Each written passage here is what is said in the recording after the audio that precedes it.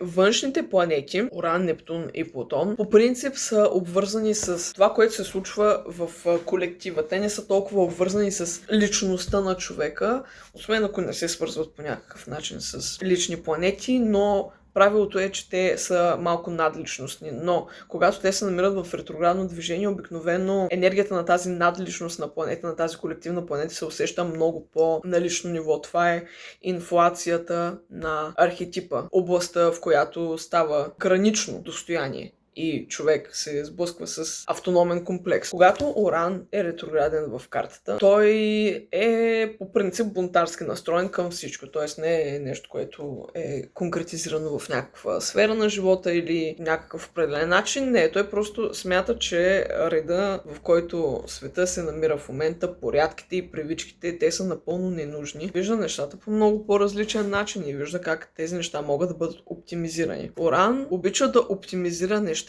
за да се създаде по-добро бъдеще. И когато Уран е ретрограден, тези хора приемат като тяхна лична мисия в живота да подобряват човечеството. Има много неконтролируема енергия в тях и е напълно възможно да страдат от някакви такива проблемни поведения. Ретроградният Нептун в картата дава една индивидуалност, която е силно замечтана, силно свързана с всичко, което е творческо и съзидателно в този живот, силно обвързана с изкуствата и всичко, което не може да бъде докоснато. Тоест, това са едни такива владения, които обикновеният човек може само да си мечтае да се докосне до тях. Тези хора също така много мечтаят и затова е напълно възможно да ги възприемат като някакви вятърничави, някакви фръкнали в космоса, но тези хора имат твърде голяма чувствителност и те се опитват по някакъв начин да се преборят с това нещо. Тези хора са много хора на изкуството. Ако не се занимават буквално с изкуство, просто имат твърде